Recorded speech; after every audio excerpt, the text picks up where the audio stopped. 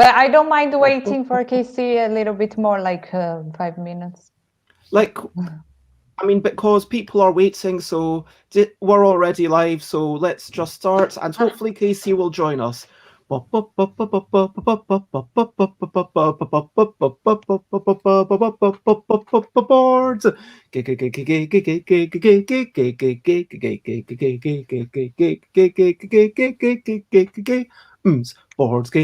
Board games, it's what we're talking about.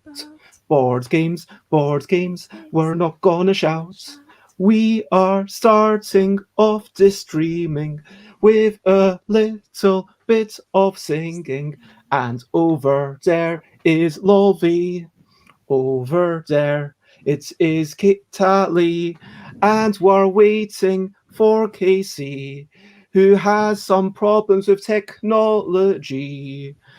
And we're going to be talking about imposter syndrome, and we will talk about it in some sort of rhythm, and we're going to be finishing up in about 90 minutes. And yeah, board games and imposter syndrome is what we're talking about. Board games and imposter syndrome. I'm not gonna shout. Hey, good morning. Yay.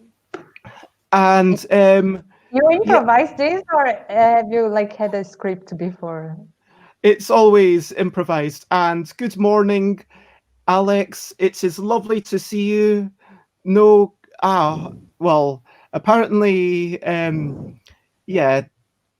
Hello, Xate, for turning up, and saying, yes, we are late, and thank you for being here. Let's all make jokes about Bez.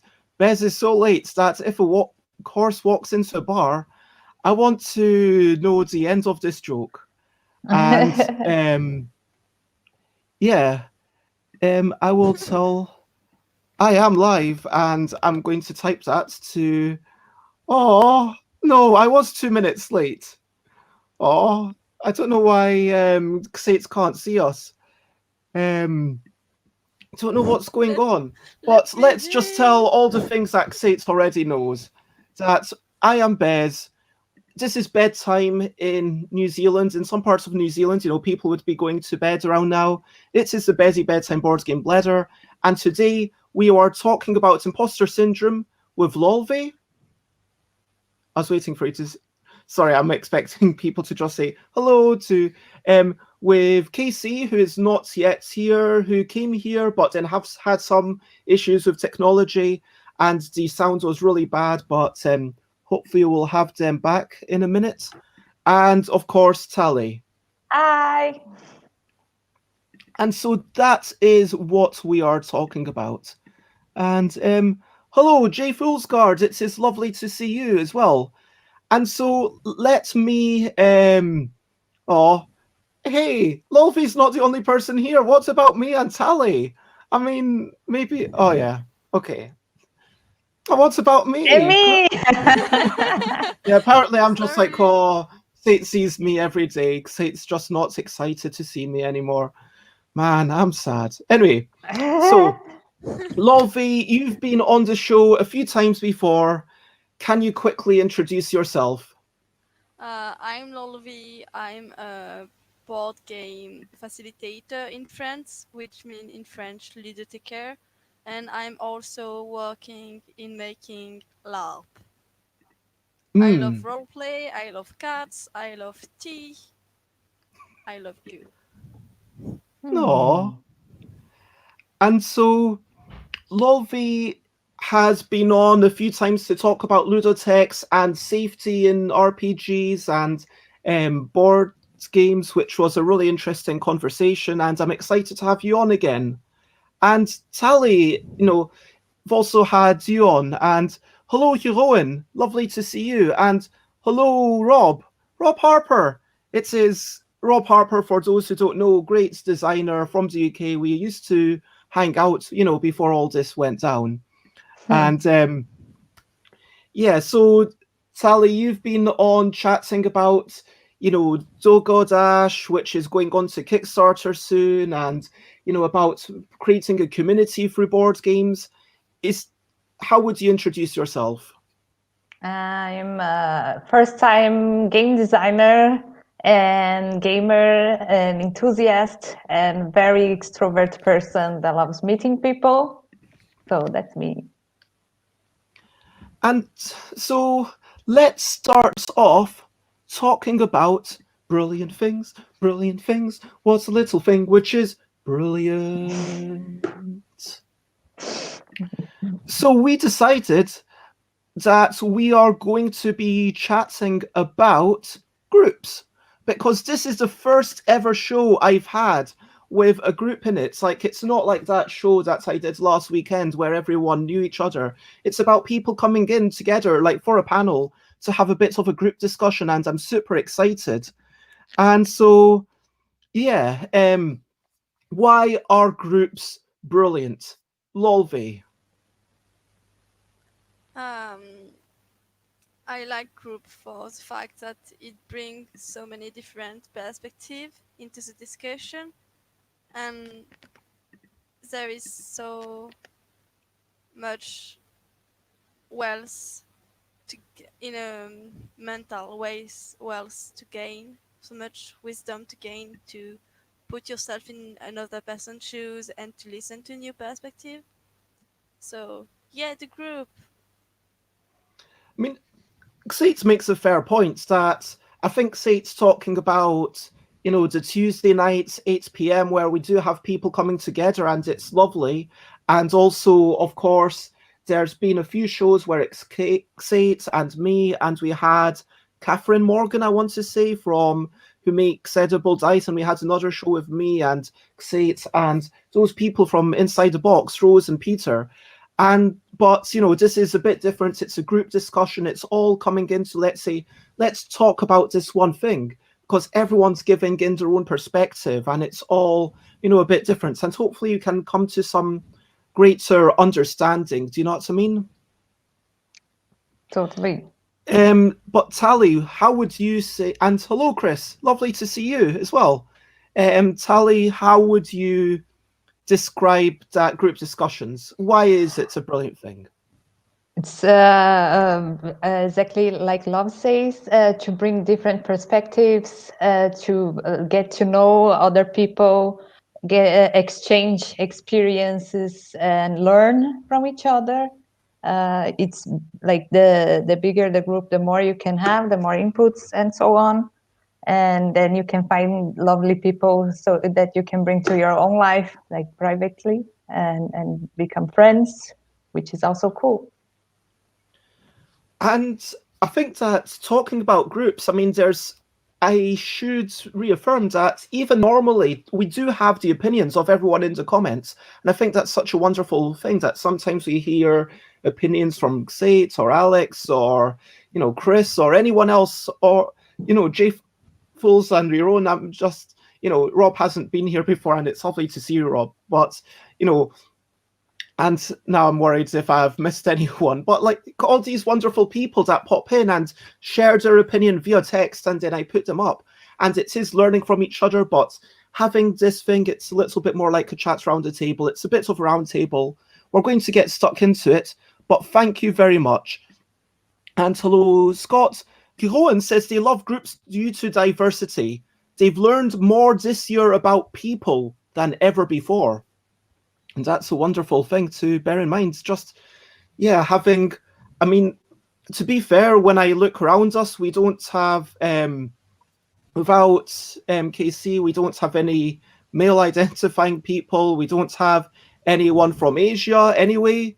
We don't have any, but you can only be, you can't, you learn a little bit from one group and then a bit from another group. And even if they are similar, everyone's going to have that diversity of opinion and background. Do you know what I mean? Because even though we are all from Europe, we were talking about how we all have got ancestry from, well, I am kind of Asian, now I mention it. Like, I spent, I don't know, what's 18 divided by 4? 4.5. I spent about 4.5 years of my life in Iran. Like, every summer I would go there for about 3 months. And so I don't feel super in touch with that, but that definitely influences my perspective and belonging to something different. And Anyway, and of course, you know, yeah, thank you very much. So let's talk about recent highlights, living life and seeing the sights, recent highlights, playing games and other delights, recent highlights. And everyone is welcome to share in the comments. And even if you're just watching after the fact, please think about in yourself, what have you done recently that you have enjoyed? Share like something or two things, whatever. And because it's good to kind of embrace the joy that even in these difficult times, we do have something that we can enjoy. I want to share that I had a nice conversation with Liz, like, that was just a nice chat with them. And I had a bit of a wonder, and also just, yeah, everyone saw me do it, but chatting to Emma yesterday, that was just a recent highlight for me. So, some parts of life, and I do want to big up myself for doing some exercise this morning. So go me. I did some exercise, and so it was the first day. Hopefully, I'm going to alternate between doing stuff to Flower by Moby and then doing, some hula hooping or a bit of running, just some kind of high intensity thing in the morning, whatever it is. And so those are achievements and things that I am happy to do. Now, LolV, what would you like to cite as your recent highlights? Yeah, I've been working on a protest, organizing a protest for a month, and finally last Saturday we did protest, and I was relieved because that has been a month of activizing and preparing for the protest. So this is a recent highlight for me. We did it, and we show up to the day, and we were there. And also, I'm really just happy this day because even though I'm very tired due to the protest, I was able yesterday to be creative and write for an article that I need to finish at the end of the month. So, yeah, this is a recent highlight for me, keeping on being creative even though I have so much to do and it's that I'm very tired. Well done for fighting the good fights. And what was this protest in aid of or against? We have a alt-right group in France called the Manif pour tous, which means protest for all. And this protest goal is this group goal is to demean LGBT people right and women right. And they were resonating in my city and in every other city in France. So with different LGBT group and feminist group, we gathered together. We assemble as the Avengers, per se, and we form one big protest against them. And we were far more numerous than them. There were more people on our side in the end. Even so, for example, the Manif pour tous pay up train tickets so people who are on their side can come to the cities. So even so, they use money and threatening and stuff to get their way done.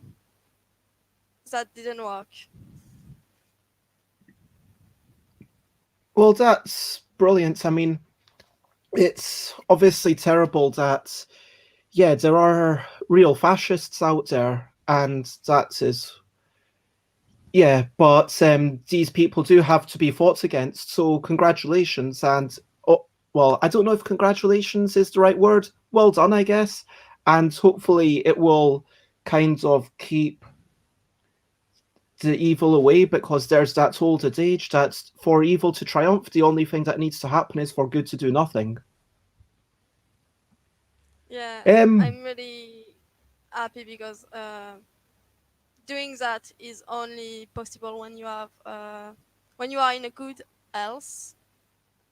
So this is not kudo to me as a person. It's kudo to me because I am in a good position right now to do this kind of activism. Otherwise, I wouldn't be able. And if you are not elsewise able to do it, you shouldn't do it, and you are not like giving up on your community. You are just taking care of yourself. Yeah, I think that we do have an obligation not only to others and to, the world around us, but also to ourselves to, as you say, take care of ourselves. It's such a big thing. Tali, do you have anything that you would like to share? Yes, I've been working very, very hard the last 2 years for my game, Double Dash. And we finally set up our pre-launch page and it's already launched. I can share the link later. And I'm very proud of it. I'm very proud of me and the girls that are working with me. We did a lot of stuff by ourselves. And yeah, it's like almost there. To get almost there is very important to us. And I'm very happy for some friends that were running or are running crowdfunding campaigns, not only like international, but in Brazil, especially one very good friend of mine is a comic artist and made a comic book about being LGBTQ in a country where the religious extremists are like oppressing the society, so being forced to the gay cure. And it's like a fiction, but in the situation, like the situation political in Brazil, it's also very tense for LGBTQ people. So it's very political, and I'm very proud of them that they could get enough funding, and it's going to spread the word about equality, diversity, and respect towards people that are under the rainbow of the LGBTQ plus.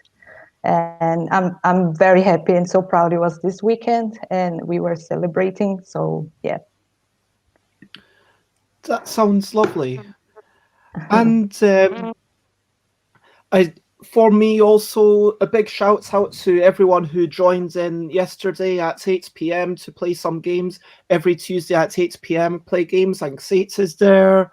And yesterday Kirsty was there and Molly was there. And we played one of Molly's games. And it was a lot of fun. It was like all about improvisation. And so you had situations that you had to get out of. You had some cards that these are your tools and these are the tools that you can use to get out of this situation. For example, hey, here's some jellyfish who are expecting marshmallows. How will you... And all the jellyfish are attacking the boat. Now, how will you get out of it? So I carved marshmallows out of the matzo balls whilst, say, it's kind of tangled away on these giant stilts. And that was a lot of fun. And it was lovely to have them around. Rob's got to meet up with someone and play a couple of prototypes the other day. That does sound lovely. And if anyone is oh yeah, just to say, Will Cook for Board Games is Xate, for anyone who hasn't realized that. And yeah, if anyone else wants to share any recent highlights, feel free. Otherwise, let's move on to the questionably quick questions, which are going to be super quick today, unless anyone's got any extra questions for us. And so let's start off just by asking, where exactly are you and what time is it? Tali?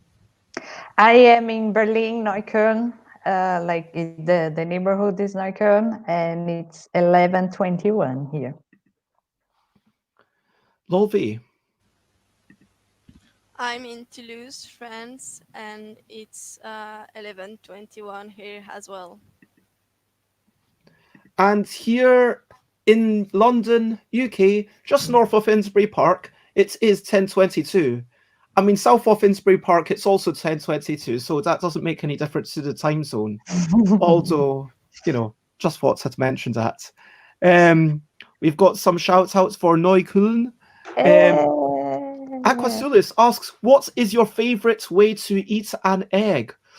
Oh, okay. My favourite way to eat an egg is crack the egg open into some instant noodles. I don't know if you've ever done this, but basically get some cheap instant noodles, crack the egg, put it on top, pour the boiling water on top so the egg kind of gets poached whilst the instant noodles are cooked, and then after 5 minutes, hey presto, easy, cheap meal. It costs like maybe 40 pence. What about you, LolV? I think I really like my eggs fried. Tali? I like soft boiled eggs, but also fried eggs. Oh yeah, I think maybe I came up with this independent from Colvin, but yeah, I'm down for this for sure. I wanted to ask, speaking of food, what is the last thing you ate? Boiled egg. Really?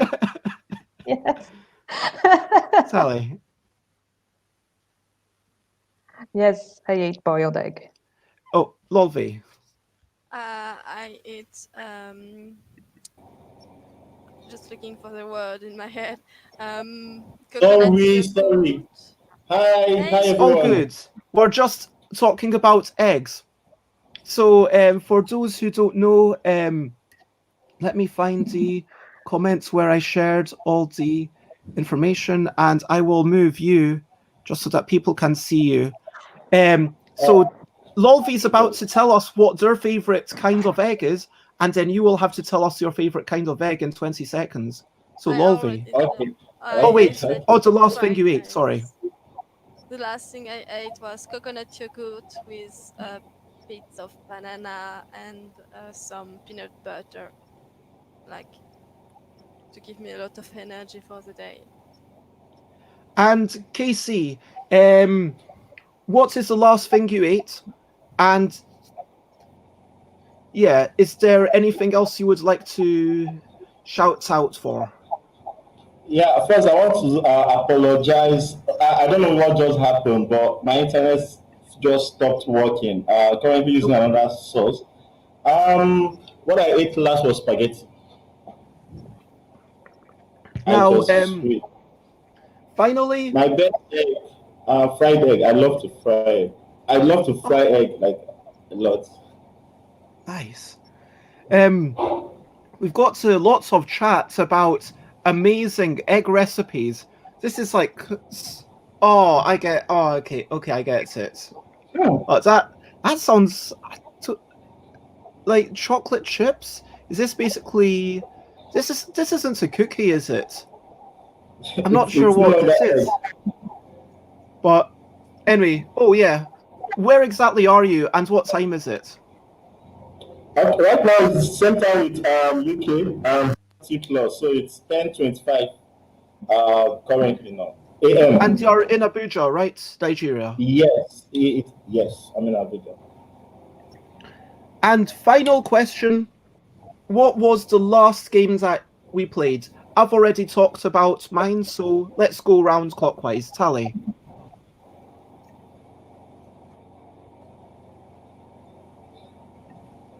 Oh, Tali, you're muted. Sorry, you muted yourself and forgot to unmute. Oops. Digitally Carry On, and board game was Itchy Feet Travel Game. Casey. I played this week. We've been doing a lot of playthrough for our own games for the school fair. So we've been shooting a lot of how to play and play through. So the last I played was Battle of Africa, and I lost. Like I was fourth out of 4 players. Yeah, you can't always win even your own games. It's just the way it says. Can't. LolV, have you played anything recently? Yeah, I played Seven Wonder with a middle schooler at my work, and I won because they were so eager to fight between themselves that they completely forget about me, and I steal the game. I steal the victory like that. Aww. And we've got a bit of a rivalry where Alex managed to beat Sate by 1 point twice last night because we there was a game on my stream and then a game on the Lollapalooza stream. And your own gives a shout out to Llama. I think that's by Rainer Knizia. I think it was Spiel des Jahres nominated, and also the game. And I just lost the game. Done by NSV, same people who published The Mind.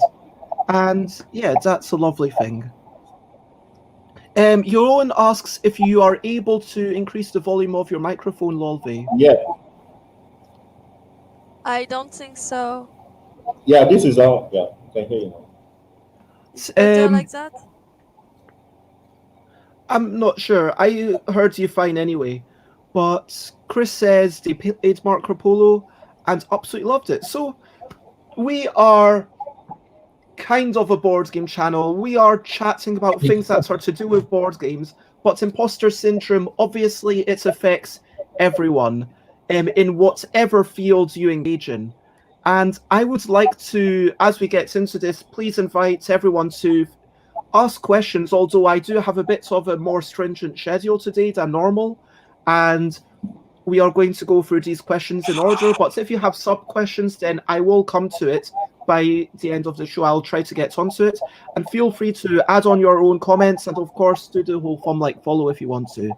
And so that is that. Let's start off by chatting about the definition. So yeah, what is imposter syndrome? Casey, how would you define imposter syndrome? Apart from the definitions are all on Google, I'll just say it's that state of mind where you just feel like mad because of something you actually did, but because you don't want to own that thing because you can't own it. So that's I don't want to just give out the definition of it. It's that state of mind. You are feeling it. Nobody knows why you have to say it or why you have to behave that way. But I think it's a state. It's a state of mind, a negative state of mind. LolV, anything to add? Yeah, it's a state of mind, yes, as Casey said, where you are always saying to yourself you are not good enough and you are not able to own your own achievement or to do the thing you should be doing. So it impedes you sometimes to do things that are important for you. So you're saying that it's something that actually it has to get in the way for it to be truly imposter syndrome.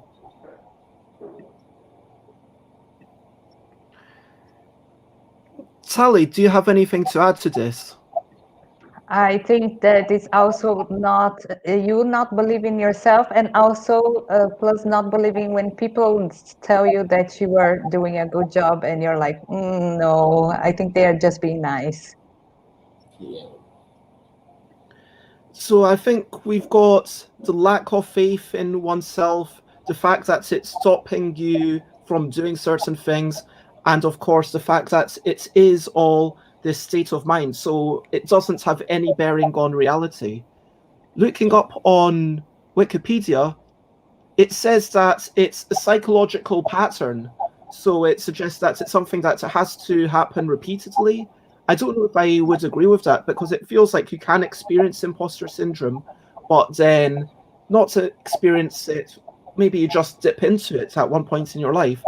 It says, an individual doubts their skills, talents, or accomplishments, and has a persistent internalized fear of being exposed as a fraud. And that is quite a tight, restrictive definition. But I think what we're talking about is not just this fear of literally being exposed as a fraud, but just this feeling that you're just not good enough. This feeling of self-doubt and worry. I think we're all basically agreed here, right? And of course, if anyone has anything to add, then feel free. Now, I would like. Sorry, Casey, you had something to add? Yes, just to add, like from the definition you just read, that thing about fraud, it's absolutely true. No, you're it's almost I didn't want to bring this up on this platform, but it's almost like what's going on right now in Nigeria. So there's this end police brutality that is going on for the past 7 days. It started with NSAT's campaign that's been going on for over 6 years, and then the protest just started. So young people from every state. I think the baseline from the end police brutality is that youth profiling. So youth have been profiled that you can't be rich enough to buy expensive things. So you can't even own an iPhone 10, and you can't own a car that is above 7 million, according to the police. And I think all of this is the things that reinforces that what we are talking about. It has those underneath effects. So, for instance, now if I'm successful, in quotes, whatever success means, I will be hiding it from the police so that they don't profile me as a fraud, because they already said it out loud. And that's what a lot of young people are agitating, because a lot of people stay in their home, make money, but they can't show it off. They can't even accept that it happened because they'll be profiled as a fraud. So in our minds, we've been told that you cannot be a millionaire. I mean, in dollars, you can never be able to achieve that. So I just wanted to add that because of the fraud aspect of the definition. No, it sounds like this can be a really dangerous thing almost. And so Hyon also talks about the idea that there are continents where the regular board games are not available, forcing you to develop things yourself, creating a new kind of DNA for board games, creating new or beautiful game mechanisms. This sounds like it's a little bit divergent from the main topic, but for sure, as we get together, we can, all come together and make even better things. I wanted to ask you, have you ever experienced imposter syndrome? And let's go clockwise for this one. So yes, very recently, my game was Dogodash was is nominated to an award, and when I got the news, I was like, no, something is wrong. It's not possible. It's a lie.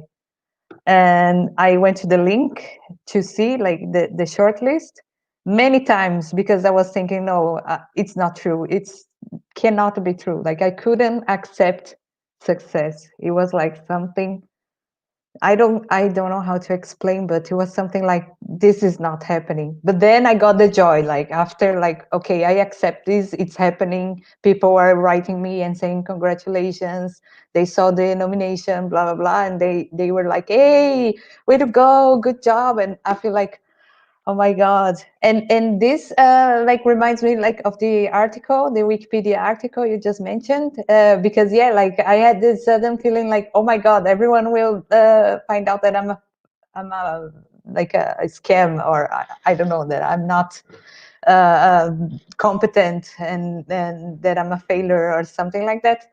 But luckily I have a great network of friends and family that support me, and they actually help me like feel joy and confident and celebrate and stop this stupidity of denying myself this joy, because this is kind of self-sabotage, because you're not happy because you're thinking, oh my God, I'm a failure, and then you're not celebrating an achievement that is so cool, that is like between 50 board games, I'm in the top 10 list. Oh my God, like with my first game, it's unimaginable. So yeah, like it took a little bit of time, but I got to celebrate. But yeah, it was super recently. It was actually I think 3 days ago or so, I don't know, 4 days ago. Yeah, and I'm still like, sometimes I think about it and I'm like, is it happening? Is it a dream?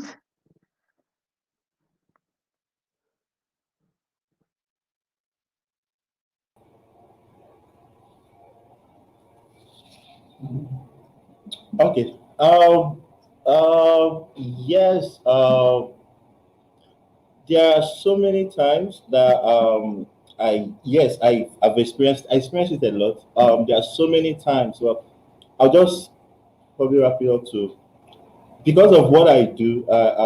It's hard for me to tell someone directly that hey, I've designed. I it's so rare. Every day I have to keep thinking of how to introduce myself, be able to tell what we do because it's important people know what we do, and at the same time, I don't want to come off as a show off, and then I don't want to overwhelm people. So it's something I'm always practicing. So when it's rare for me to say, oh, I've designed up to 30 games because the truth is I actually want to market all of these 30 games, but I can't say, hey, I've designed 30 games and I have 12 prototypes waiting to be out. So what I just now say, oh, we design board games and we make them ourselves. But it's actually a huge thing to say we make it ourselves, but I can't still express it the way I really feel. So that's me versus the world now. But around with my friends, there's so many good news, good stuff that happen. I get mails every day, and these mails blow my mind, like literally. So I get mail, not literally. I get mails from people that I get mails from people that I'm like, how did they get the contact? How did they even know about what we do? But and then I tell my friends, and it got to a point that I stopped telling people around me because every day I'm saying something new. Every day I'm sharing a good news every day. So in my head it starts, oh my god, what are you doing? You're showing off. So I don't talk anymore. And there are so many of them. And sometimes I'll be like, how do I celebrate this thing? Because it's good that you celebrate it, but you have to wait. And I have to, right now, I have to build a kind of structure that there are a mentor that I can share all of this news to. So, but yes, it's something I'm always conscious about whenever I'm talking about what we do. It just happened now. We said we design games, we make the games, but I didn't add that we also run a convention or run a cafe or been going to schools to do stuff or going to the streets or giving out free games. All of these are things we do. Like for instance, this week alone, we've shot over 30 videos and I'm editing all of them, and it's massive. And we are uploading games on Tabletopia. But these are things that I can't come and be sharing them. So, and I'll just find a way to absorb it and move on to the next day. But it's something that I experience often. I mean, I think there's an interesting thing here that you're speaking of it being you versus the world, that imposter syndrome can feel like it's a competition, that, oh, what spot the imposter? And I mean, I know that obviously this is tongue in cheek, but it's kind of that feeling of being found out, that, oh, is there an imposter among us? And we need to spot the weak link and who is not here. And I think, yeah, it does create self-sabotaging, as Tali said, when we should be just all working together. But yeah, LolV, how has imposter syndrome manifested itself in your life, if at all? And please remember to unmute yourself. Yes. Um, it has often impeded me from trying new things because I won't be able to do it. I'm not good enough, and it has also sometimes really stopped me from doing the good stuff, like when I've been selected for my article for the Knut Punt book, and I've been selected by the Make a Scene scenario to write a LARP, and both times the exact same thing happened. I was stuck and I couldn't start writing whether the article or the LARP because I thought, no, I will start doing it and it will not be good because I am not good enough and I do not deserve this honored to be selected by this committee, and I'm not a great designer and not a great writer, and my experience in the world is not very, very interesting in the end. And I'm just like everyone else. And whenever a friend or a family member try to point out my achievement, I'm like, yeah, but everybody can do that. This is very easy. If I can do it, surely someone else has done it more easily than I did. Like breathily, why I struggled to do just some bits of it. And so this feeling of nearly sometimes, yeah, as Tali said, turned to self-sabotaging, where I nearly didn't do that stuff, even so it was so important to me. Even like imposter syndrome, I feel I don't belong in this conversation because I am not someone who have achieved enough to feel imposter syndrome, because it is said that imposter syndrome is something that high achieving people feel. And I'm like, I'm not high achieving anything. So I'm not really someone struggling with imposter syndrome. That is the length of the imposter syndrome for me. I think that thinking that you have to be special to accomplish something is a lot of pressure on yourself. Everyone is the same. Like if you see like as human beings, and many people have different opportunities in life, and you have to recognize your privileges and your opportunities and work with them. And when you do, don't feel guilty. Like you can feel proud of yourself. And I think that's this break, the imposter syndrome is like when you are like beginning to feel proud of yourself, it's like like this full break, like, oh, like you can't. And then you have to think about it to overcome it.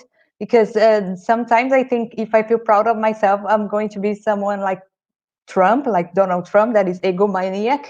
But there's something in between egomania and imposter syndrome. So we have to stay in the middle of it.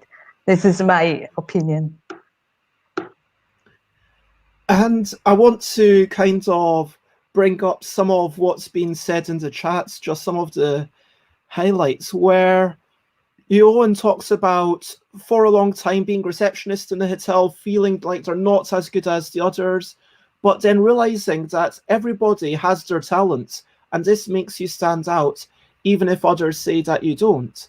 But you know, someone says, oh, you stand out, but then, you know, like LolV said, you're not expecting others' input as true. And like, you know, Tali also mentioned this, and yeah, then once, oh, and Rob Harper, I keep reading out the names just the way they're written. I do know who you are, Rob, but it's easy to spot the worth of other people quite often and see that they are not the imposters that they think they are, but it's harder to recognize it in yourself. And I think that this is one of those things where you can be kinder to other people than you are to yourself, and you need to share that same kindness to yourself. And yeah, just like yeah, Xates is talking about, if you know, we know some aspects of you, and even in you, LolV, you know, Eoin's basically just watched some videos with you, but yeah, like that they see you as a very strong person who just believe in your power. And yeah, there was, oh, reminds Bez of the idea to add pronouns to the little name tags on screen. Yeah, unfortunately, the little name tags don't appear for most of the show once I have that banner up. But for me, myself, like I have definitely felt a lot of imposter syndrome. I know what you're talking about, LolV, when you feel like, oh, anyone could do this. Like, I feel like, oh, anyone could, you know, organize these things. And I don't feel like I'm contributing much to these conversations that I do these days. And it's like, because, you know, these other people are amazing. And I don't want to take away from the other people because they are bleeping amazing. But having, you know, someone like Martin Wallace come on to more. Like, I'm super excited about that. And KC, the fact that we know each other and like the fact that you're doing amazing things like in this far off continents and we're able to chat to each other. And I feel massively privileged to have this relationship with you and like everyone on screen and everyone in the comments. I genuinely feel privileged. But I have to work hard to remind myself that I guess there is some aspect of bringing this wonderful group of people. And so Chris mentions the fact that imposter syndrome and self-esteem issues are very different. Having a day where you feel your work isn't good enough is more self-esteem. Imposter syndrome is a persistent feeling that everyone is out to put you down and they all know you are worthless, and it's every single day for about 40 years now, it feels like. Chris says that even posting this is difficult. Oh, I'm very sorry. Like, I really appreciate all your inputs, Chris. Like, you're an amazing person, so please don't. Well, it's up to you. Do whatever you feel like you need to do. But yes, I agree with Sate that, I just want to give a lot of love to Chris. Like, it's been so nice having you here. And if you watch this after the fact, I don't know if you'll be I understand if this is emotionally difficult for you, but and so I don't want to put yourself through any trauma, but I just want you to know that you are valuable. I mean, Sate is still not tired of you, and I would be sad. It's not going to ruin my life or anything if any single person, says, okay, I'm moving out of your life, but I would for sure be a little bit sadder if you, Chris, or anyone here was like, okay, I'm not good enough. I don't feel like I deserve to contribute to this conversation. I think this is the thing. Like, KC mentioned it so well, and I think this ties into what Chris has been saying, that it's about me versus the world. And sometimes with that, I feel like it ties into the sense of competition. Like, everyone is having a competition to have the most Kickstarter backers or to have the best game. Like, all these awards, like all these, okay, who's been doing the best streaming? Like, it's all numbers and you can see all of this. And it's like, okay, I've got to make this thing. Oh, people have paid me. Am I even like worth it? Are they going to be like unhappy and think like, what the bleep is Bez doing? Do you know what I mean? You know what I mean, I think. But yeah. Oh, and this is it. It's like everyone has that internalized thing, and I'm very sorry, and I just want to this is a weird question, but is there any benefit to imposter syndrome? Let's go from KC.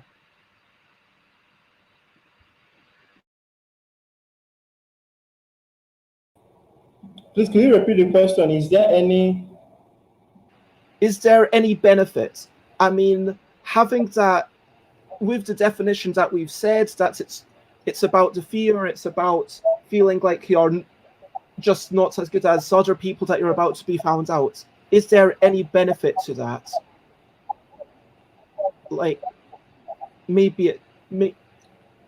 I'm not do you feel like imposter syndrome maybe makes you do better work? Oh, to be honest, no, it does not. It actually adds more pressure. It does not. But there are people that know how to hack things. But I like the way Chris actually put it out, that there's a huge difference between imposter syndrome and self-esteem. Now, there are people whose self-esteem are really good and they have supportive environment. The closest people around them are very supportive, and those people can find ways to be able to use that imposter syndrome energy, so they can, what is the word? They can channel it to achieve certain goals. But on a normal, it adds unnecessary pressure. So instead of just being you in a room and you come into a room, for instance, I rarely play games in the cafe when people are in the around. I prefer to play with inner people, like friends that I've known before the cafe even existed. Because once someone else say, "Oh, he designed all these games," I start feeling very uncomfortable immediately. I immediately and so oh, you designed this one. I start so it adds unnecessary pressure. But if you're self-confident and you have a good team around you, and then someone introduces me and says, "Oh, he designed this game," and then my closest friend say, "Leave this one. Oh, I know. Remember when he designed it? Now he has changed the attention from me to, and he has divided it now across people in the room. So it's about. But if I don't have if my self-esteem are very questionable, and then someone puts me in that kind of situation, I will just disappear. I will just keep mute. So it's not good. It does not. There's no good side to it, but it can be harnessed if you have proper people around you and your self-esteem is really really good. I don't know if that.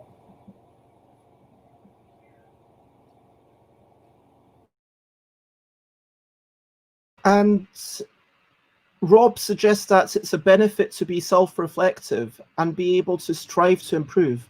But if you're always worrying about being found out, then how can it help? I mean, it's easy to say it can make you go that extra step, and but yeah, at a certain point, it's just unhealthy. It's like stress. Maybe in a very minor sense, it's actually a good thing, but yeah, at a certain point, what's the benefit? So then the question becomes, yeah, again, LolV, do you think there's any benefit to it? And if not, why does it even exist?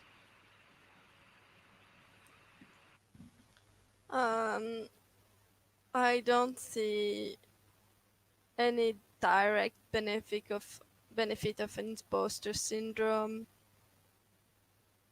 For me, it mostly stopped me from doing the thing I'm supposed to do, and I don't know why it exists.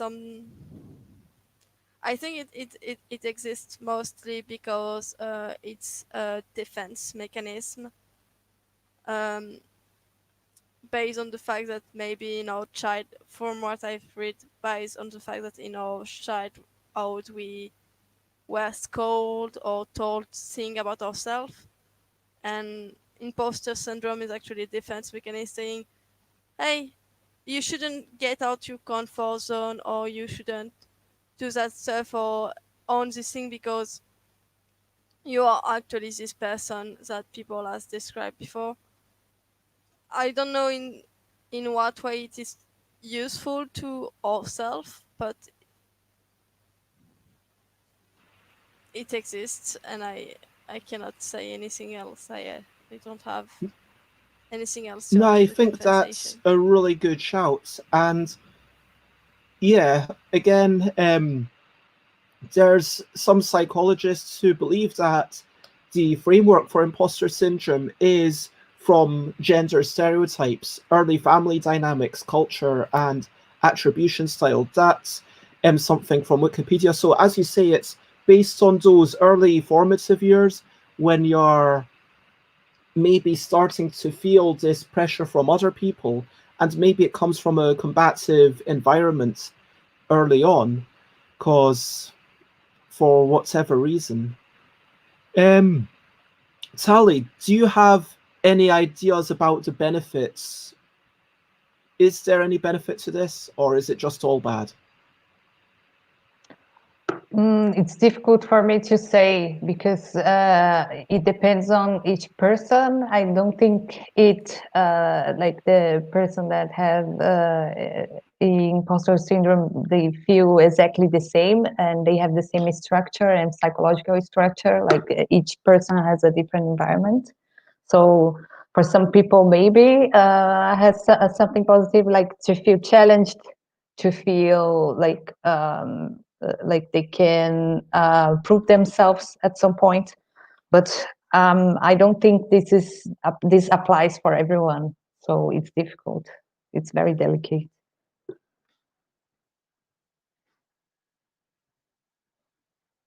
You're muted, Bess. Sorry, that's the thing. It's such a delicate thing.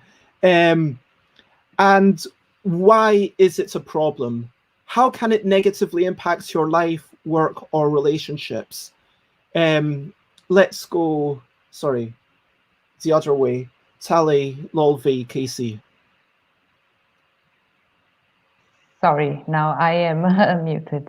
I think that we can improve mental health care, like mental health care, and take it seriously. Like say, like, does it make sense what I'm feeling, and talk to people. I think it's important to have conversations like we are having now, and see that you are not the only one suffering from this. That is kind of a regular thing if you are doing something that is challenging. I think the brain works this way, like you have fear because it's something that you cannot predict how it's going to be if you're doing a project, if you're doing anything, writing an article, if you are, I don't know, just going to work.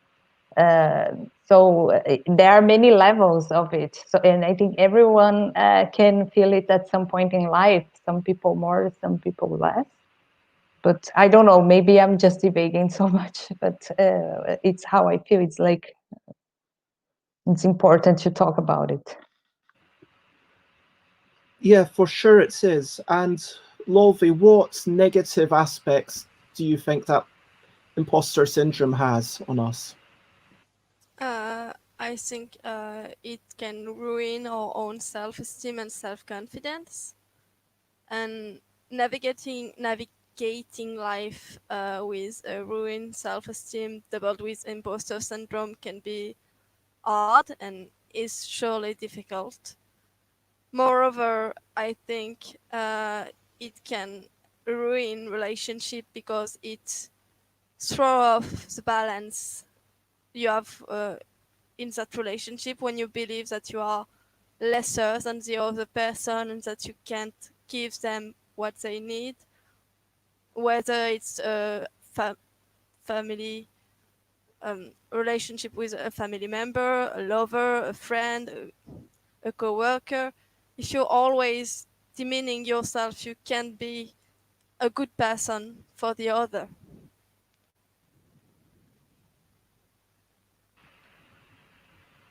Yeah, that's a lot to unpack, how it can just ruin and damage so much in that power imbalance. KC. Just to add on what Tali said, I quite agree. It depends on the person and their different sphere of life.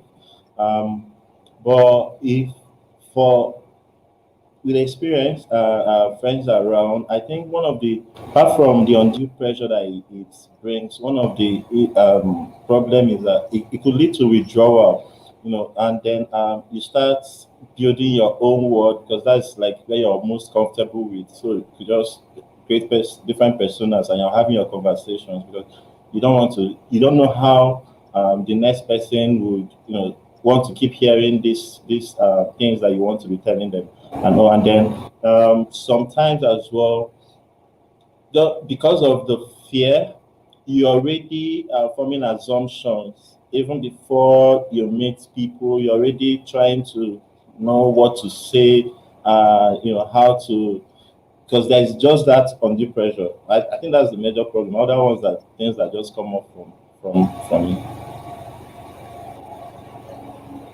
Yeah, being forced to stay in that little safe box can be a terrible thing.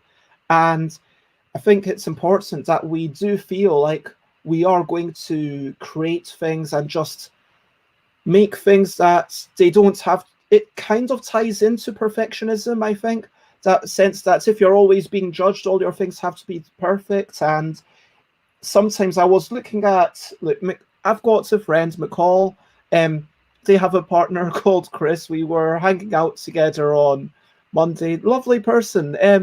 Do some drawing, and I was like, you know what? I love how you've done these experiments. And sometimes you just want to do that experiment and still feel free to show it to someone and not have that fear, because that fear can put you into this states where you just do nothing, and then you learn nothing. It can confine us, it can stop us from growing.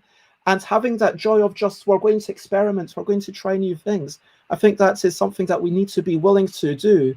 And imposter syndrome can drive in this fear of failure, whereas really embracing fear has to be a thing. And it gets back into that whole fact that it's combative versus cooperative. And I know that Jeroen said that their father had a big impact on Jeroen. There was this role model that Jeroen just could not follow.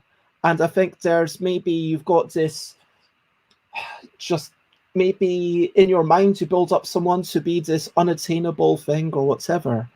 Now, the next question that I wanted to ask, which ties into something that KC said while we were having the chat a couple of weeks ago, because I invited everyone to a Facebook Messenger group, and he said it's important to own our own successes and celebrate these things and celebrate our own hard work. That it's, yes, it is because of us. And yes, we obviously want to celebrate the hard work that other people have done as well, but we do want to celebrate our own hard work. Can you talk a little bit about this, KC?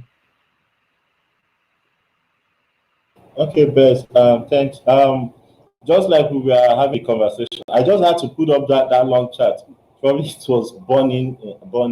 I think it's important that people begin to own their success, regardless of, just like you said before this question, regardless of how perfect it is at the time. Again, unless there is that place of being an egomaniac and then having this problem. So it's about. So I'll just use my life as a story. So when I figured out that I could design board game, because I didn't even know it was a thing. So, but when I met a group of young people from UK, they brought in new games to Nigeria. We spent 3 months together, living in a community. So I think a lot of cross-cultural exchange happened.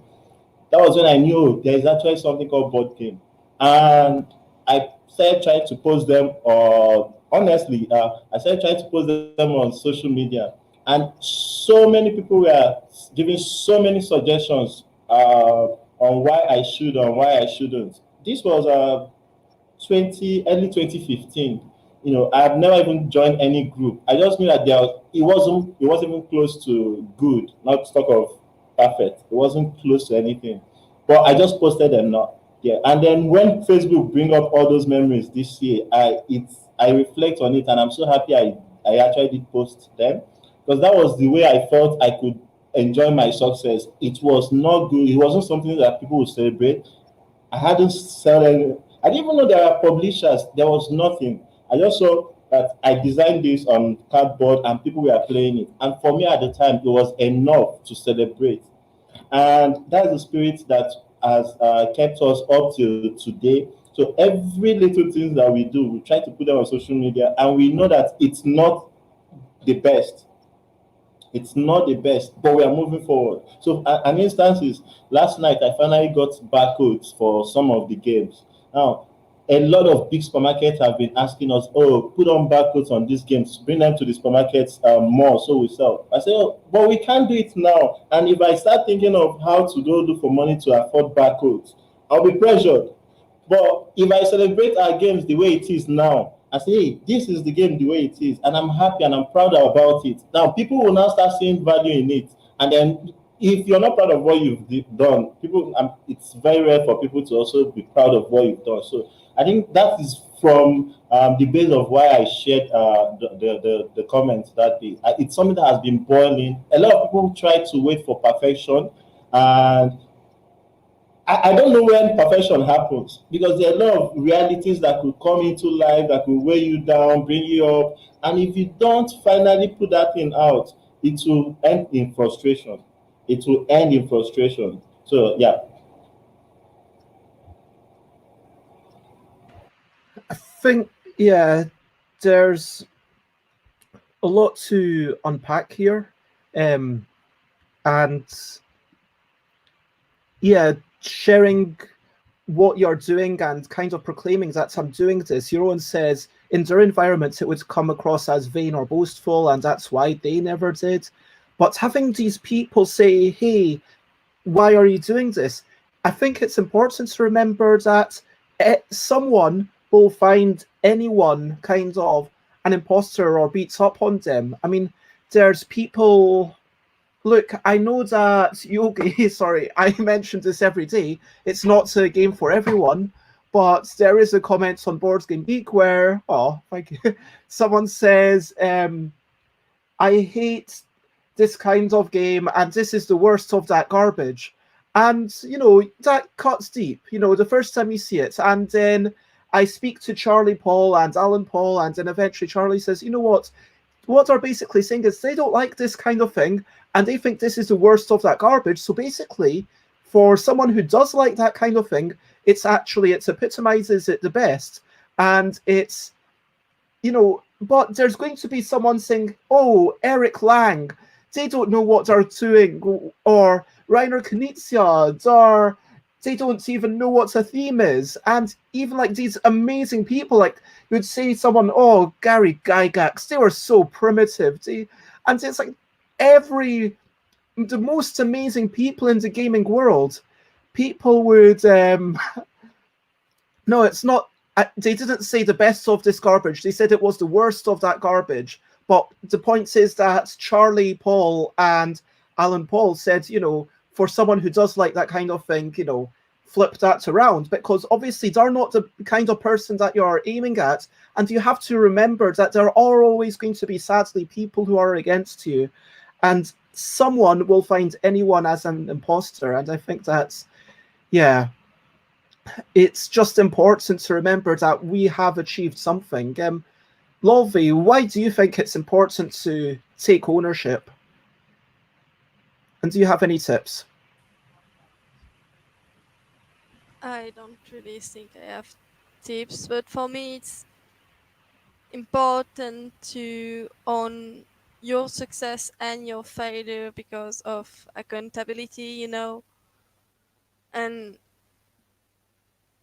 I believe, but this is just my opinion, that in life it's more important to try than to do nothing. So if you try and you success, good for you, and you should owe it because you work hard for it.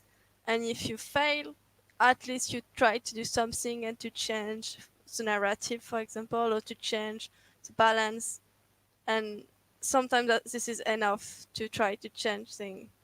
This is better than to just wait and be like, oh, but I can't do it.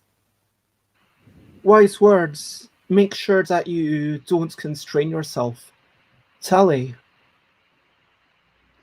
Love is totally right, because what I feel like most of my imposter syndrome comes from the beginning when I first started making the game, that I had no reference and no representation. Like I had to dig deep in the board game industry to find other authors that were like comparable to me as background and heritage and everything. Like I was feeling like an imposter because I'm dealing with people that are either making games like as like always making games since they were very young age, and being super like successful in a way that it's not they are getting a lot of money or so, but they have a very good solid games, and or they are involved in the board game community for a long time. And I'm not like that. I'm not involved in the board game community for a long time because when I was in Brazil, I was not it wasn't affordable for my financial conditions to play board games. I only played when I was invited by friends, but I couldn't have my own games. So this is something. And then another thing, when I moved to Europe and then I got to start actually playing games and enjoy playing games and meet people, I met people that were nothing like me. They were all like from different backgrounds, different color, different culture. So I was like totally an outsider. And then it's like, do I belong here? Like, and then I started to think, as Love said, like maybe I can change something. And then I met Bez, and then I met many other amazing people. They're also not the I would say like the usual board game designers, and I saw there, well, there is a community of people that want to change this, and it's great to be part of it, so I will own it. But it took a while until I accepted that, because I was feeling totally like an outsider. I had many interactions with people that were totally like, oh, your game is so bad, like, no, your game is not done, your game is like, and they were not careful in their feedbacks, because they were treating me like they treat other white men. And the other white men have a lot of more self-esteem usually. I'm not saying this is a general thing, but like they are facing more like this thing of getting rough feedback, I would say, like right in the face, way more than I, first time designer and like completely out of the industry. So for me it was like, okay, am I doing this, like, is it worth? And then I got to the point that, oh, there are respectful people, there are people that are interested, the game can be way cooler. And then I worked on testing the game and finding my right target, and finding the right people to talk to, and mentors. So yeah, like at some point it worked, but you have to kind of like fight for it. It's not something that comes naturally, like, oh, then everything just happened. No, it's like, it's a fight, it's a struggle. Yeah, you touched upon gender, and in the Wikipedia article that summarizes a lot of research from clients and the psychologists, it does kind of note that imposter syndrome is a lot less prevalent amongst men.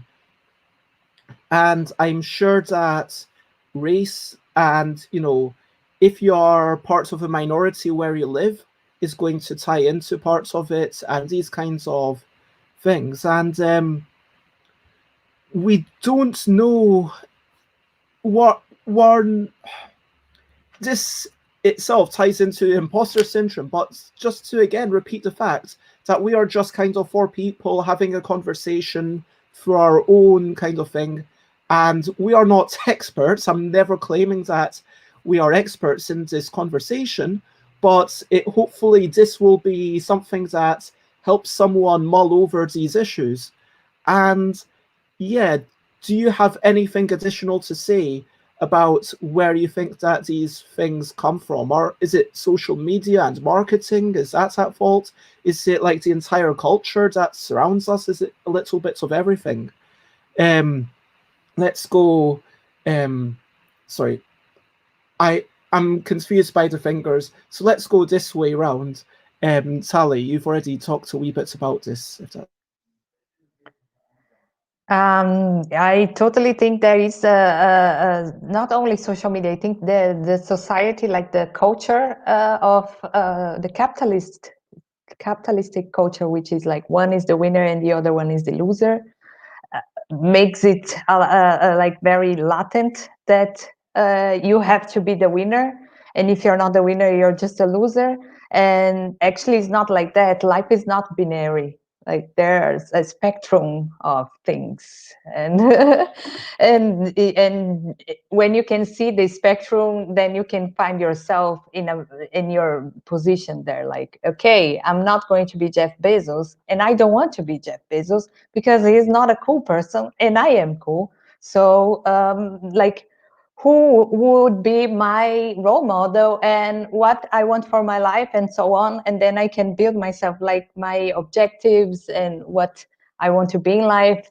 But it's like, for me, it's not only something connected to specifically like this market of like making games. I think it's the existence of humanity, and it's very political in a way that I think it is connected to the system that we live, that allows this kind of behavior of one person have billions and millions of people have nothing. So it's like enraging, and we can have a very long conversation about it. So yes, I think it's not only from our heads, basically. It's true.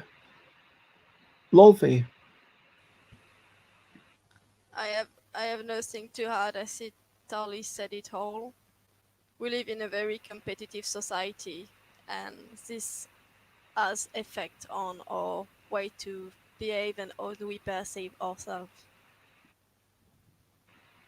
Yeah, there's a lot to get angry about, and a lot that can and arguably should be fixed. KC.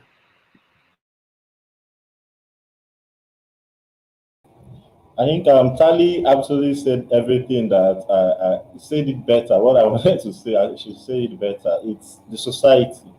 It's the society, and I quite agree.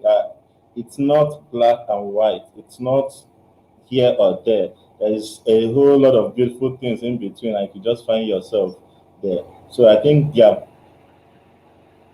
I just want to acknowledge Xate's reply to what I originally said, and also quick public hello to Maya. It's lovely to have you in the chat. Xate says, is it true that it's less prevalent amongst men? And I just want to acknowledge that the research by Pauline R. Clance and Suzanne Imes, Henry Clance and Imes, these two doctors studied it in the late 70s. And so maybe in those days there was even more repression, and if it's self-reporting, maybe people are less likely, but we can only hypothesize and we can only use like what's gone on. Xate says it's similar with burnout syndrome and depression and many other issues. Men are conditioned not to admit their weaknesses, so the hurdle to come forward and admit that they are suffering and need help is higher, skewing the numbers greatly. Tough It's Out is said to boys a lot and ingrained into their idea of proper behavior, which I think that's such a big thing. Now, let's combat some imposter syndrome in anyone watching. Let's talk about how much work or success is required to be a real designer or artist or whatever. Let's start with KC and work round. 1 billion games. Unintended. I think you've actually covered this in earlier best. There is none. If you publish a game, you're automatically a designer. Once it's published, you're a designer. That's even the definition. So a published game comes with a designer. So that's all. Now, whether the game is amazing, that's a whole different conversation. Even we said online, we've seen people who feel like they've been in the industry for so long, and because there are a lot of influx of new games coming in, and they are trying to divide people and say, okay, these are newbies and these are real designers. It's not. The dictionary definition, if a game is published, there is a designer, there's an editor, there's an illustrator, there are a whole lot of people, professional hand skills that came, to make it work. And just like you said, if your game is not fancied in room A, just take it to room B. There are people that will love it.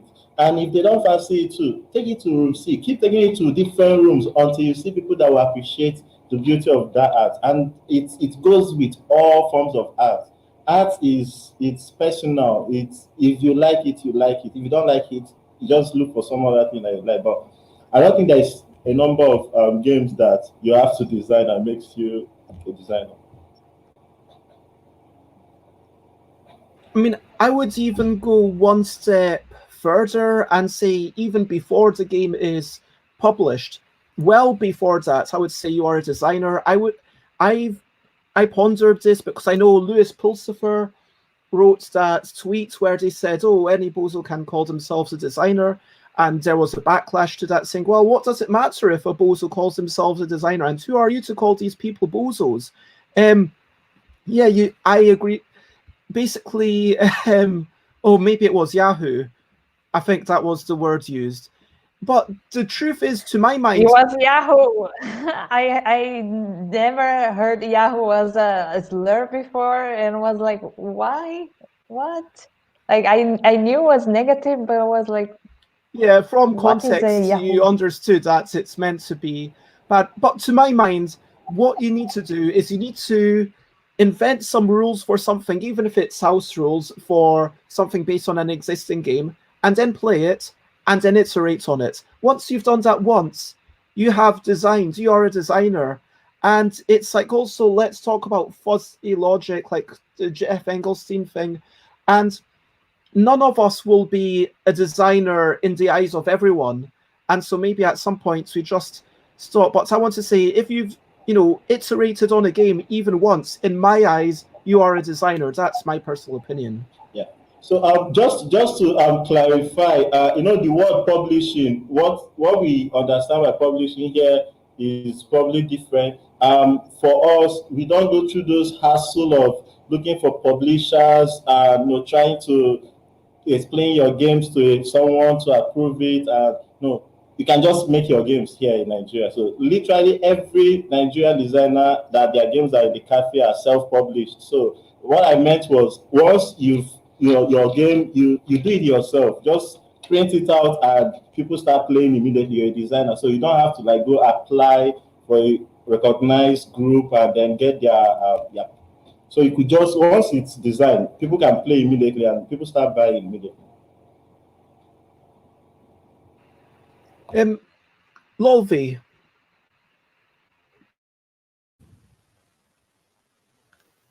For me, you start being a designer and artist the moment you start to put work on it, like we said before.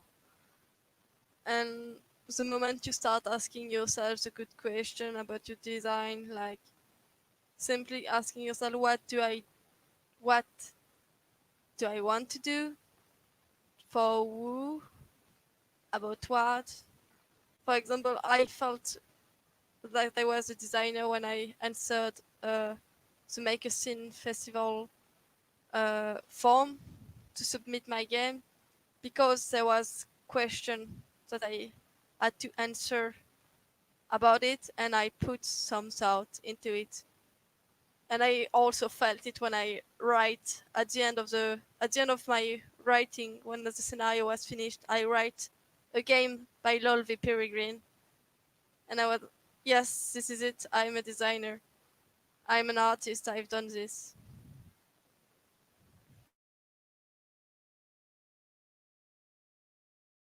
that's such a lovely thing. And I think it is all about that mindfulness, which is why, yeah, I personally say even house rules do make you a designer, but obviously everyone has their own standards and what they choose to talk about. And Tali, I felt I was a designer the moment that I started to test Dogodash. It was not a game as it is now. It was just a lot of paper with very, very weird drawings that I did myself. And I'm not like an illustrator, so they were looking very bad. But people were testing the game and they were playing the game, and then they asked like, who made the game? And then I said, me. Ah, so you are the game designer. Yeah, I guess I am. So that's how I started. I love that. And sorry, Lovey, to put this again, starting with you and going around, do you have any tips at all for combating this imposter syndrome, which we've talked about that plagues everyone, it seems? For me, it would be do the thing. The worst thing that happened is you are an imposter and you fooled everyone. Good for you. You are good at fooling people. No, without joking, without joking and stuff like that. Do the thing. The worst thing that happened is you done something. You put your work into the world, and a new thing arise. It's marvelous. Creation is marvelous. You should do it.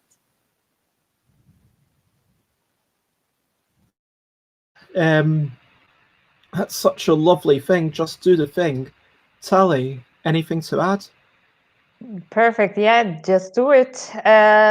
Don't be afraid. And if you feel like you're a failure or something, talk to people that you trust and that you admire and ask their opinions. They are going to be honest with you. Like, I'm 100% sure, because before Double Dash was a cool game, it was a not very cool game. And due to the feedback, it became a good, very cool game. And getting feedback is good and puts you in the reality. So yeah, like, listen to the people that you trust, and trust yourself as well. Like LolV said, do the thing, just do.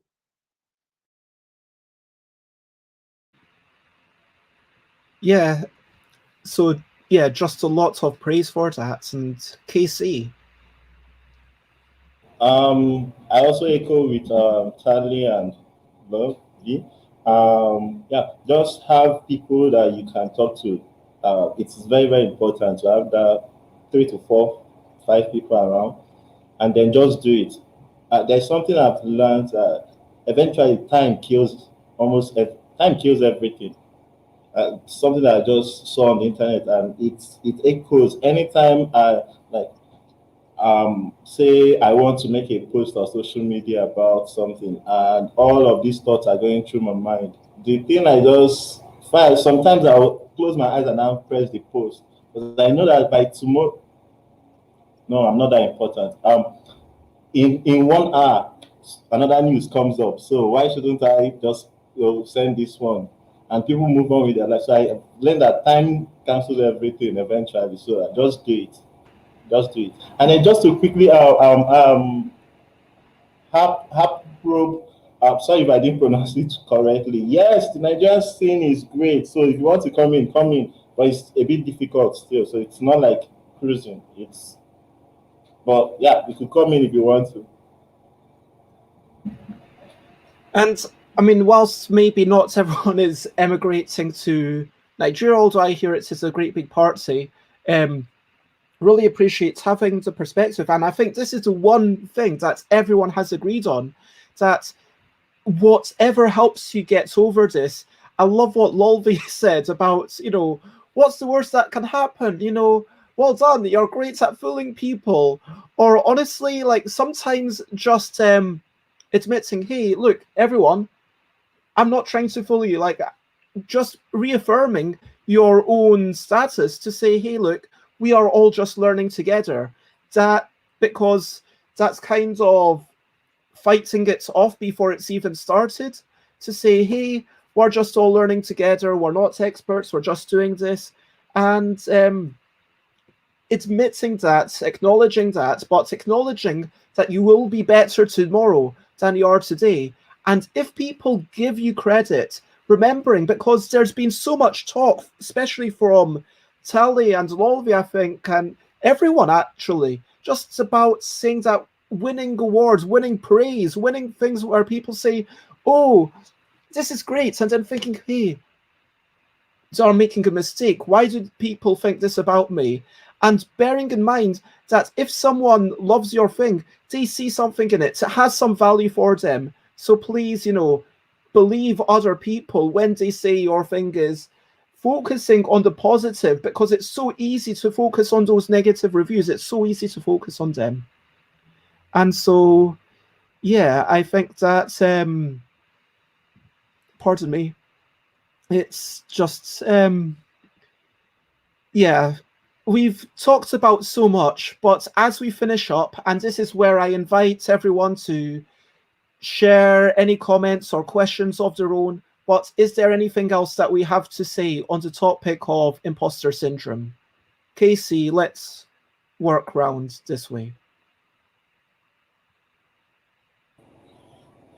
No, just to say, I think this is really it's good that I was part of this. One, I know that it's not just like when we were talking on the group.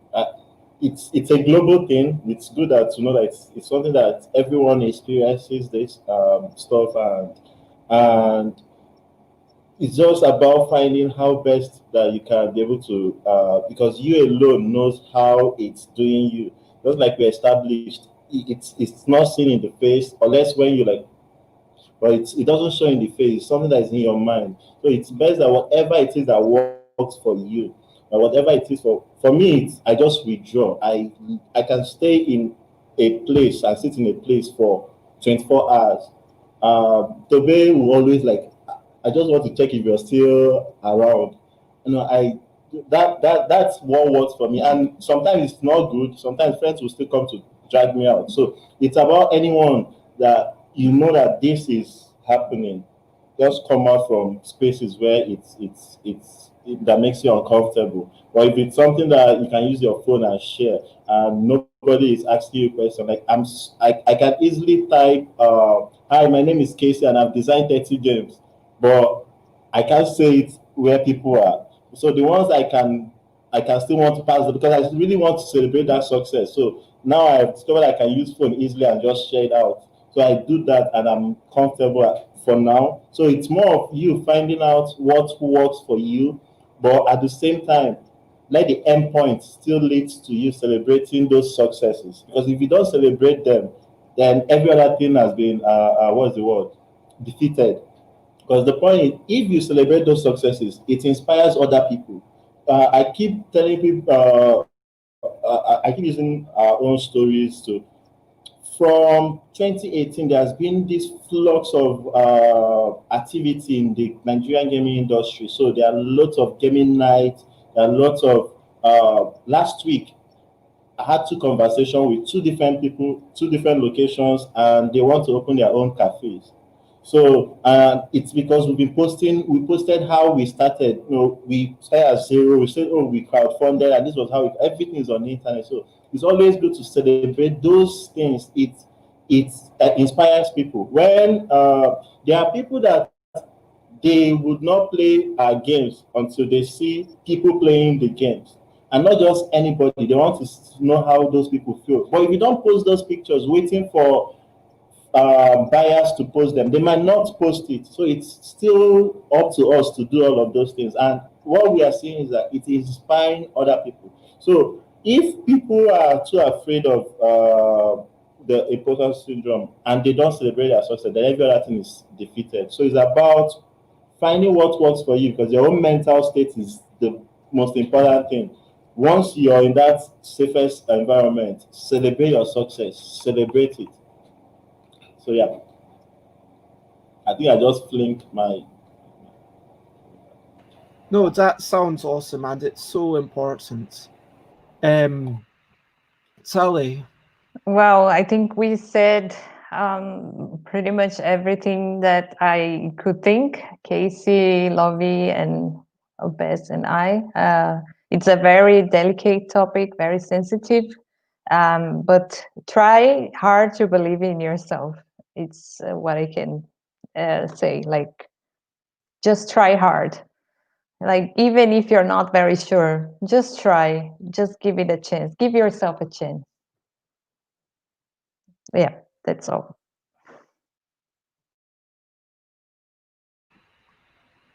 LolV. This was a very important matter, very important subject, and thank you for aiming the discussion toward it. I don't have anything to say. Maybe just be kind to yourself. As Casey said before, we need to be kinder to yourself. Tali said it too, so yeah, let's be kinder toward ourselves and believe in ourselves. And from the comments, J Foolsguard says, I think a part of imposter syndrome is a feeling of not fitting in.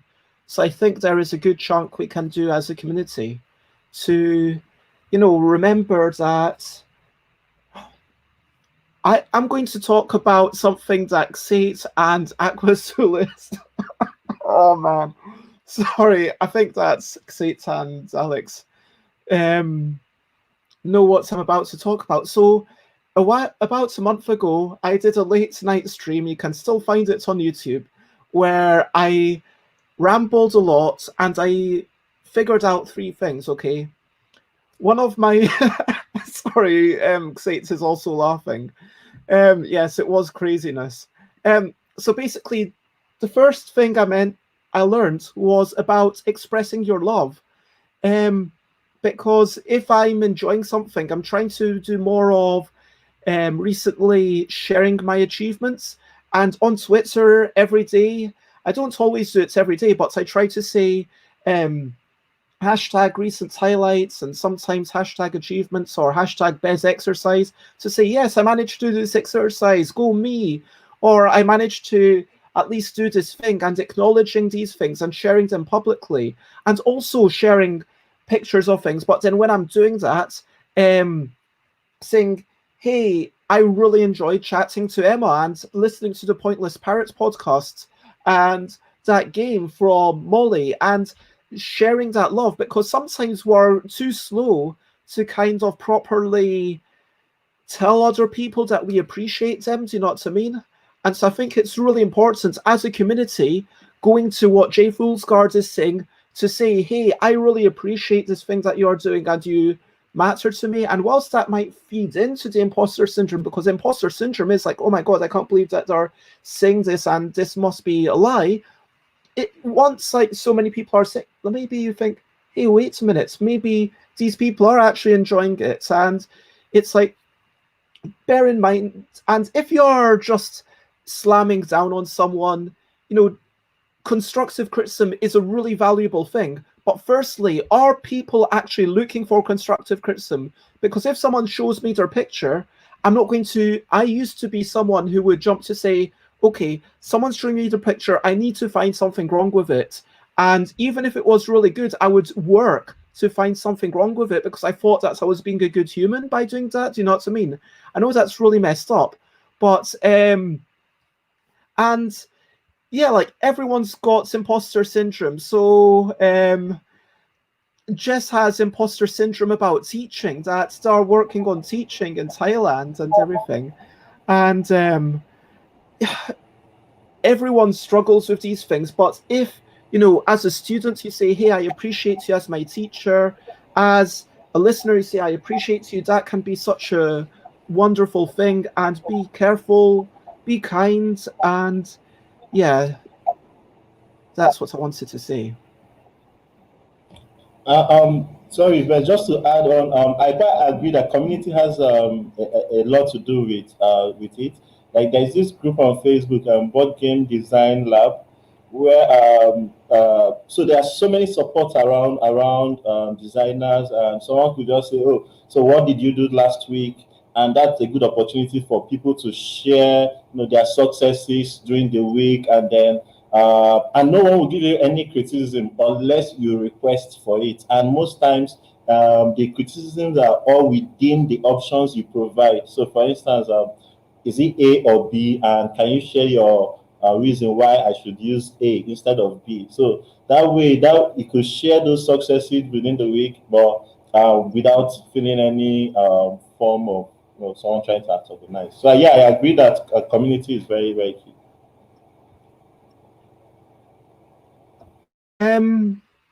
So just to, there's been a lot of great chats on Twitch about using games in classrooms. That sounds brilliant. And thank you, Xate, for telling Jess about stuff. Jess, you are amazing. Lots of love. And, I don't think you three know Jess, but Jess is amazing, I promise you. And trust me on this. Anyway, so if you want to link to this live stream, then on my Facebook, there is a link to the YouTube, which will remain up until, it's possible that someday I get banned from YouTube because they sometimes ban people randomly. But the Twitch live stream, I'm not sure what you mean. The Twitch live streams actually go away after 2 weeks. Oh, you just type in twitch.tv/stuffbybez, and that's always the same way. Anyway, I just want to do a quick recap, and we've chatted about so much today. It's been amazing, and thank you, everyone. We've talked about how it's a state of mind, how it stops you doing things, about the fear, about the idea. Tali said, oh, this isn't happening, this is not real, starting to self-sabotage, how it's you against the world, being scared to try new things, not accepting others' opinions as true. You're ruining your self-confidence, ruining the relationships. It can lead to withdrawal. You're keeping in a safe box. And why are others always judging? And frankly, someone will see anyone as an imposter. You are important, and it's important that you try. You are you because of you. So, do take, your own achievements because you have done something for them. And we've all given you permission to do the thing. Celebrate the achievements and try hard to believe in yourself and give yourself a chance. There's been some amazing things. Thank you. KC, thank you so much. Thank you, Tali. Thank you, LolV. You've been amazing. Thank you so much for joining me on this thing. And I want to say a massive thank you to everyone who's come into the chat, everyone who's contributed to the conversation. Some people have come and gone. And yeah, I understand for some people it's just such an emotional subject, and to them I just really reach out, and lots of love. But thank you, everyone. And now for the final section, I want to say, over to you. What are you up to? Share something, only if you want to. And I would encourage, in the kind of notion of imposter syndrome, whatever you want to share is worth sharing. If you share it, I will flash it up on the screen. But, your achievements are worth celebrating. So let's go and try to celebrate something that we're looking forward to, or some achievements. Let's go round, starting with Casey.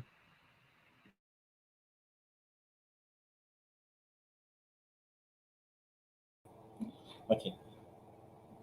So what we're up to, Spill Digital. So I think that's we were supposed to attend last year, but we couldn't because of visa. So unfortunately, with pandemic. But the silver lining is more exhibitors from a lot of countries. I have a friend from India who will be participating, and then we're also participating. So we are looking forward to that. It's an opportunity. So for instance, it has made us start working on things we didn't have before. There are minimum requirements. So those requirements are things that as structures we should have had before, but this is a need, and now we are putting it together. And a lot of people playing live. Oh my God, it's been crazy this week. So I think that's what we are looking forward to. And I'm also going for my elder brother's wedding.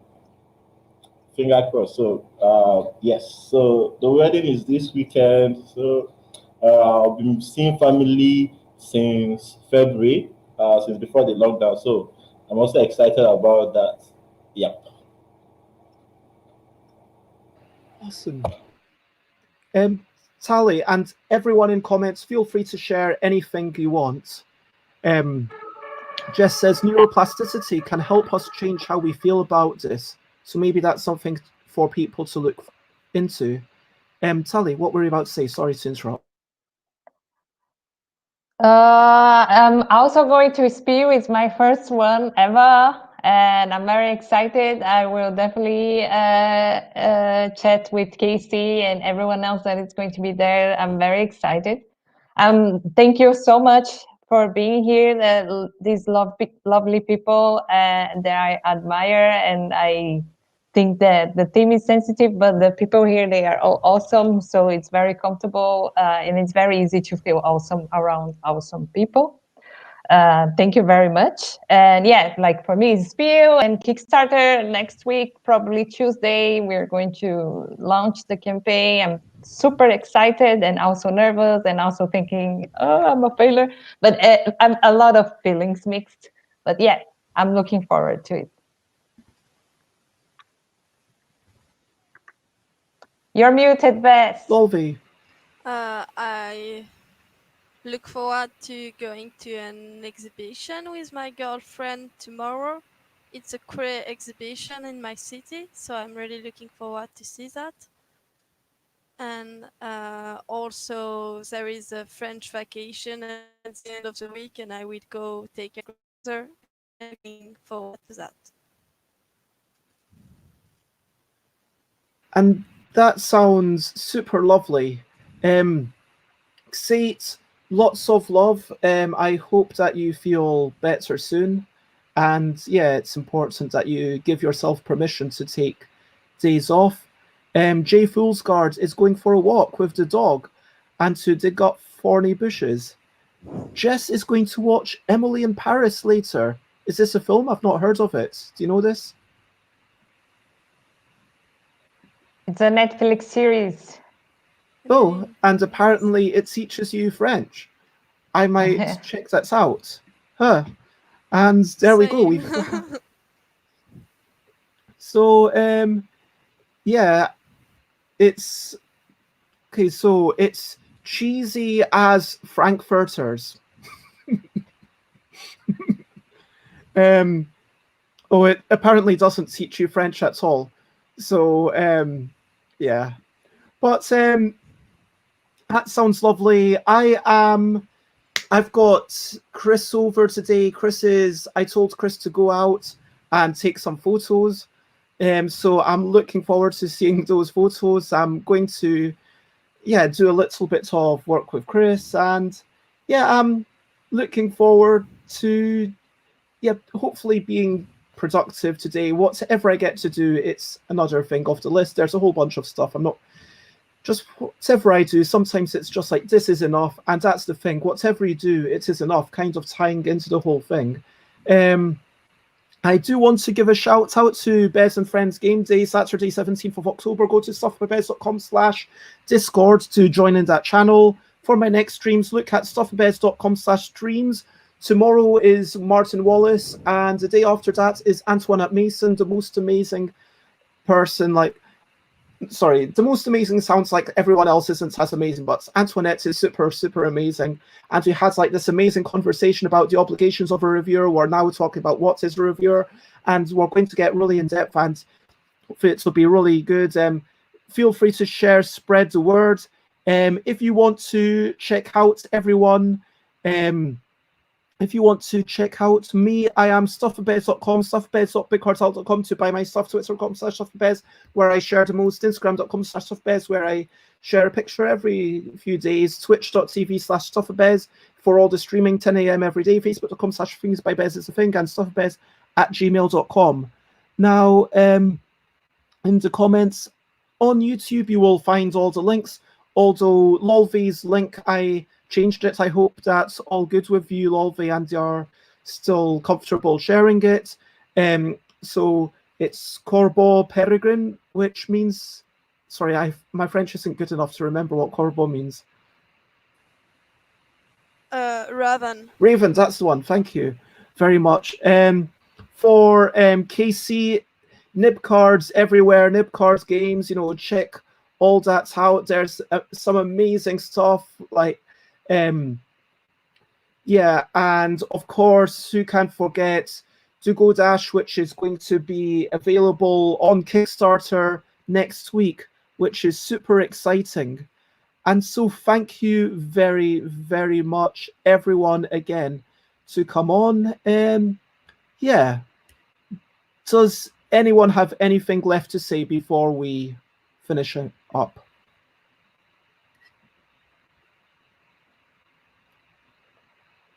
Okay. Aw, love you too. And we are going to finish up, and I will, if you're on Twitch, I will suggest Amadeus as a thing where you can listen to some music after this. So we're going to read Amadeus music, and that leaves us with only one thing left to do, and that one thing left to do is to sing Bye, bye, bye, bye. This is a goodbye song. Bye, bye, bye, bye. Thank you for watching along. Bye, bye, bye, bye. This is the end of the show. Bye, bye, bye, bye. And now it's time to go. Bye, bye, bye, bye. This is a goodbye song. Bye, bye, bye, bye. Thank you for watching along. Bye, bye, bye, bye. This is the end of the show. Bye, bye, bye, bye. And now it's time to go.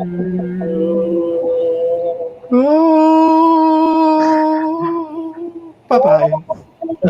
Bye. Bye.